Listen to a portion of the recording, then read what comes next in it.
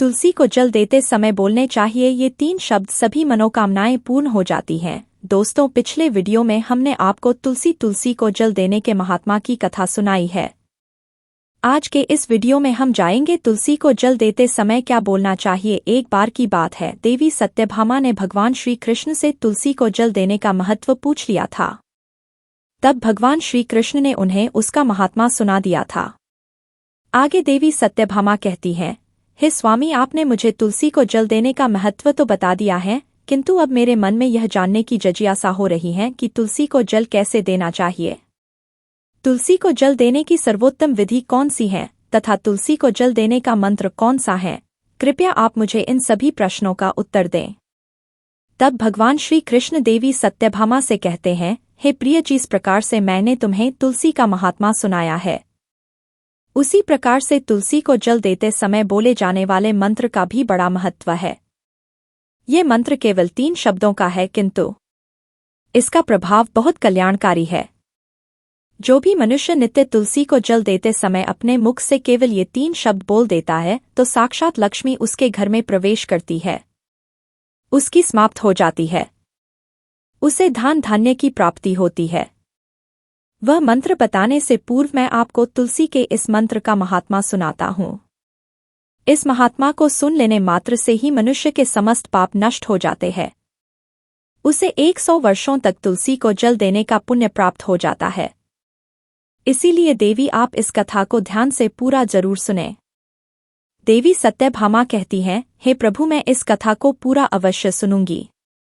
आप मुझे तुलसी के मंत्र का महात्मा सुनाइए। श्री कृष्ण कहते हैं, हे देवी सत्यभामा, दक्षिण में एक अत्यंत शोभायमान नगरी थी। उस नगरी में सुशर्मा नाम का एक खोटी बुद्धि का ब्राह्मण रहता था। पापियों का तो वह शिरोमणि था। उसका जन्म एक ऐसे ब्राह्मण परिवार में हुआ था जो पाप कर्म करने वाले, शास्त्र ज्ञान से शून्य थे। वह जन्म से तो ब्राह्मण था, किंतु कर्म से वह अत्यंत दुराचारी था। वह ना पूजा पाठ करता, ना ध्यान करता, ना जप, ना होम और ना ही अतिथियों का सत्कार करता था। उसके द्वार पर आए अतिथियों को बिना दान किए ही क्रूरतापूर्वक भगा देता था। स्त्री लंपट होने के कारण वह सदैव ही पराई स्त्रियों में आसक्ता रहता था। उसे मदिरा पान करने की भी आदत थी। साथ ही वह मांस खाया करता था। वह दिन में खेत में काम करके पत्ते बेचकर जीविका चलाया करता था और रात्रि में वेश्याव का सेवन करता था। इस प्रकार से उस ब्राह्मण ने अनेक वर्षों तक जीवन व्यतीत किया। फिर एक दिन वह दुर्बुद्धि सुशर्मा बेचने के लिए पत्ते इकट्ठा करने के लिए एक ऋषि की वाटिका में घूमने लगा और पत्ते तोड़ने लगा।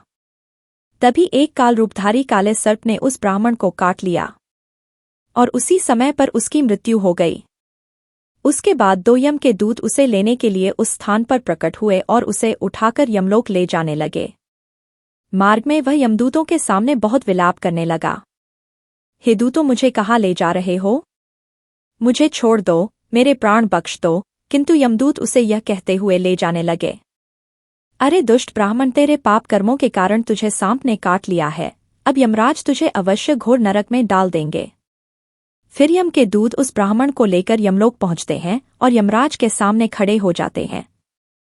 चित्रगुप्त उस ब्राह्मण का लेखा जोखा निकालते हैं और यमराज से कहते हैं, हे धर्मराज, इस ब्राह्मण ने बचपन से लेकर मृत्यु तक पाप ही पाप किया है। इसने कभी कोई पुण्य का काम नहीं किया है। फिर धर्मराज अपने दूतों से कहते हैं, हे दूतों, इस घोर पाप करने वाले ब्राह्मण को उठाकर ले जाओ और इसे नरक में डाल दो। फिर यम के दूत उस ब्राह्मण को ले जाते हैं और नरक की भयंकर अग्नि में धकेल देते हैं। अनेक वर्षों तक नरक में सजा भुगतने के बाद उस ब्राह्मण को दूसरे जन्म में एक बैल का शरीर मिलता है। बैल का जन्म पाकर वह बोझ उठाने का काम करने लगा। उसका मालिक उससे दिन रात काम करवाने लगा। फिर जब उस बैल की शक्ति कम हुई तो उसके मालिक ने उसे एक लंगड़े आदमी को बेच दिया। उस लंगड़े आदमी ने उस बैल को खुद का बोझ उठाने के लिए उपयोग किया। वह उसकी पीठ पर बैठकर घूमा करता था। इस प्रकार से उस बैल ने 8 वर्ष तक उस लंगड़े आदमी का बोझ उठाया। फिर एक दिन वह लंगड़ा आदमी उस बैल की पीठ पर बैठकर किसी ऊंचे पर्वत पर जाने लगता है। उस पर्वत पर बहुत देर तक चढ़ने के कारण वह बैल बहुत थक गया, उसकी शक्ति क्षीण हो गई और कुछ समय बाद वह बैल बहुत जोर से मूर्छित होकर जमीन पर गिर पड़ा। और अंतिम सांसें लेने लगा। तभी वहां पर खड़े लोगों को उस बैल पर बड़ी दया आ गई और वे उसके मुख में पानी डालने लगे। फिर उन लोगों में एक पुण्यात्मा व्यक्ति था। उसने उस बैल का कल्याण करने के लिए अपना पुण्य उस बैल को दे दिया। उसे देखकर अन्य लोगों ने भी अपना अपना पुण्य याद करके कुछ पुण्य उस बैल को दे दिया ताकि उसे मुक्ति मिल सके। उसी भीड़ में एक वेश्या भी खड़ी हुई थी। सभी लोग अपना पुण्य उस बैल को दे रहे थे। यह देखकर उस वेश्या ने भी अपना पुण्य उस बैल को दे दिया। कुछ देर बाद उस बैल की मृत्यु हो जाती है। फिर उस स्थान पर यमदूत आते हैं और उस बैल के शरीर से उस ब्राह्मण की आत्मा को निकालकर यमलोक ले जाते हैं। यमलोक ले जाने पर उसे यमराज के सामने खड़ा किया जाता है और फिर चित्रगुप्त उसका लेखा जोखा देखते हैं तो वे आश्चर्य में पड़ जाते हैं। उस वेश्या के द्वारा उस बैल को दिया हुआ पुण्य बहुत बड़ा होता है। उस पुण्य के प्रभाव से उसके सभी जन्मों के पाप नष्ट हो जाते हैं।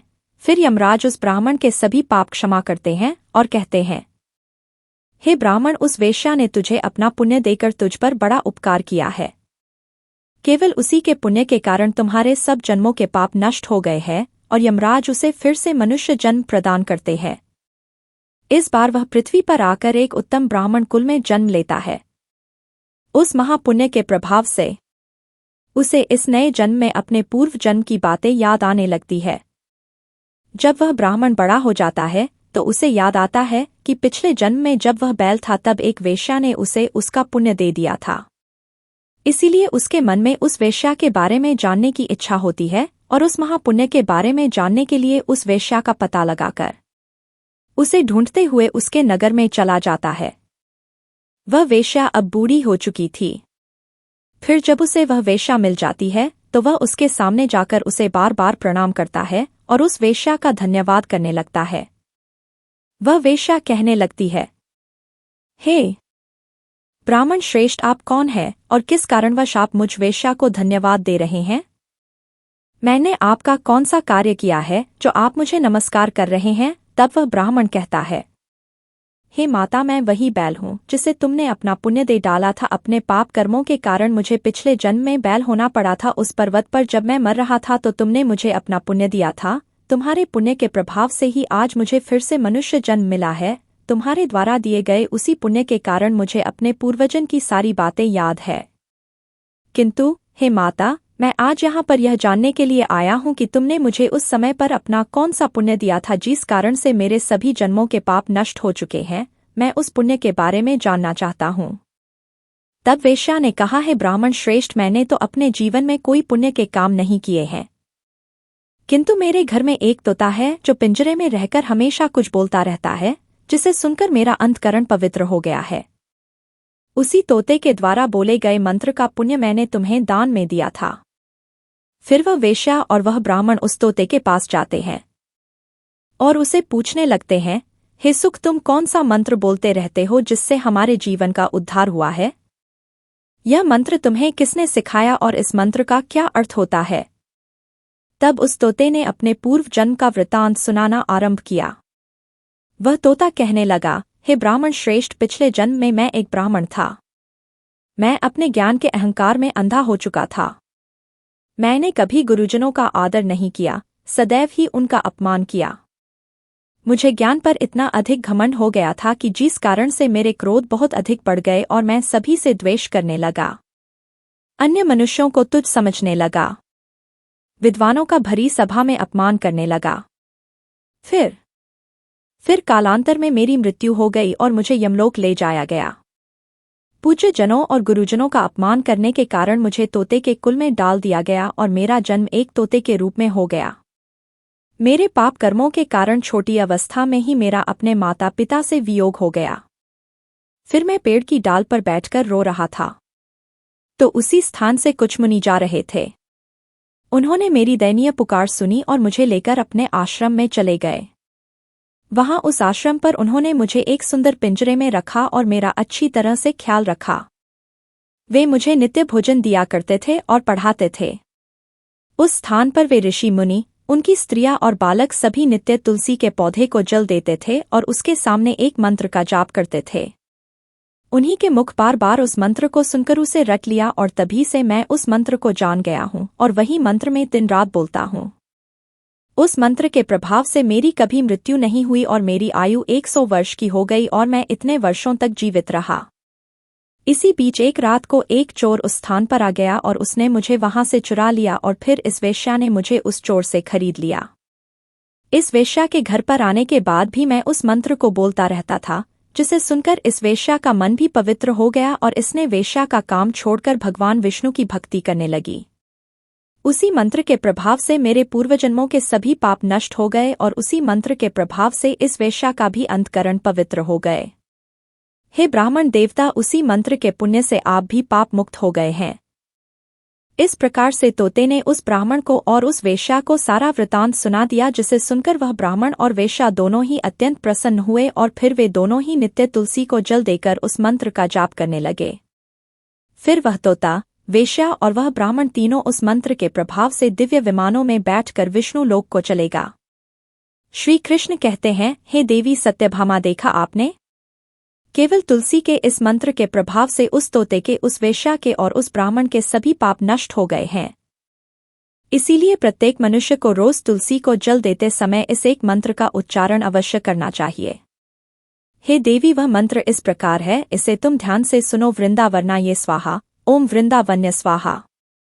श्री कृष्ण कहते हैं कि जो भी स्त्री नित्य तुलसी के समक्ष तंत्र का उच्चारण करेगी वह सौभाग्यशाली बनेगी। जो भी पुरुष तुलसी के सामने इस मंत्र का उच्चारण करेगा उसे अक्षय धन की प्राप्ति होगी। जिस घर के सामने नित्य तुलसी की पूजा की जाएगी उस घर में साक्षात लक्ष्मी का वास होगा। तुलसी का यह मंत्र मंत्रराज कल्पतरु है। यह समस्त फलों को प्रदान करने वाला है। अतः जो भी तुलसी के सामने इस मंत्र का उच्चारण करेगा उसे संपूर्ण सिद्धियां प्राप्त होगी। स्त्रियों को सदैव ही स्नान करके अपने बाल बांधकर मांग में सिंदूर भरकर नित्य तुलसी को जल देना चाहिए और इस मंत्र का उच्चारण करना चाहिए। रोज तुलसी के पौधे की परिक्रमा करनी चाहिए। इससे सभी दोष नष्ट हो जाते हैं। शाम के समय तुलसी के पास दीपक जलाना चाहिए और तुलसी के पास बैठकर भगवान विष्णु की आराधना करनी चाहिए। तुलसी के पास दीपक जलाने से मनुष्य को धन धान्य की प्राप्ति होती है। हजारों अमृत के घड़ों से नहलाने पर भी श्रीहरि को उतनी तृप्ति नहीं होती जितनी वे मनुष्यों के द्वारा तुलसी का एक पत्ता चढ़ाने से प्राप्त करते हैं। 10,000 गाय के दान से मानव जो फल प्राप्त करता है वही फल तुलसी पत्र के दान से पा लेता है। जो मृत्यु के समय अपने मुख में तुलसी पत्र का जल पा जाता है वह संपूर्ण पापों से मुक्त होकर श्री कृष्ण के धाम जाता है। श्री कृष्ण कहते हैं, पूर्णिमा, अमावस्या, द्वादशी और सूर्य संक्रांति के दिन मध्याह्नकाल रात्रि और अशोक के समय तेल लगाकर बिना स्नान किए अथवा बिना हाथ पैर धोए रात्रि के वस्त्र पहनकर तुलसी के पत्र तोड़ता है वह महापापी होता है। श्राद्ध, व्रत, दान, प्रतिष्ठा तथा देव पूजा के लिए तोड़े हुए तुलसी पत्र बासी होने पर भी 3 रात्रि तक पवित्र ही रहते हैं। तुलसी का एक एक पत्ता न तोड़कर पत्तियों के साथ अग्रभाग को तोड़ना चाहिए। तुलसी की मंजरी सब फूलों से बढ़कर मानी जाती है। मंजरी तोड़ते समय उसमें पत्तियों का रहना भी आवश्यक माना गया है। पूज्य भाव से पौधे को हिलाए बिना तुलसी के अग्रभाग को तोड़ना चाहिए। इससे पूजा का फल लाख गुना बढ़ जाता है। तुलसी के पत्तों को कभी नाखून से नहीं तोड़ना चाहिए, इससे पाप लगता है। रात्रि में तुलसी के पौधे को स्पर्श न करे अथवा उसके पत्ते ना तोड़े, ऐसा करना अशुभ माना गया है। रात्रि में तुलसी का पौधा निद्रा अवस्था में होता है, ऐसे में पत्ते तोड़ने पर पाप ही लगता है। गुरुवार के दिन तुलसी के पौधे में थोड़ा सा कच्चा दूध अर्पित करें। दूध चढ़ाते समय ओम नमो भगवते वासुदेव इस मंत्र का जाप अवश्य करना चाहिए। तुलसी के पौधे के पास शालिग्राम रखे और उस पर तिल चढ़ाए। पूजा में तुलसी और शालिग्राम को दूध में भीगी हल्दी का तिलक अवश्य करे। शालिग्राम पर तुलसी पत्र रखकर चंदन लगाना चाहिए। अगर कोई महिला मासिक धर्म से है तो वह तुलसी की पूजा ना करें। मासिक धर्म के दौरान तुलसी को स्पर्श करने से घोर पाप लगता है। इससे स्त्री की दुर्गति होती है। तो दोस्तों, इस प्रकार से भगवान श्री कृष्ण ने देवी सत्यभामा को तुलसी को जल देने के मंत्र का महात्म्य सुनाया है। ये कथा आपको कैसी लगी कमेंट करके अवश्य बताएं। अगर ये जानकारी अच्छी लगी तो वीडियो को लाइक जरूर करें। में जय श्री कृष्ण जय मां तुलसी जरूर लिखें। साथ ही चैनल को सब्सक्राइब करें। आप सभी का धन्यवाद।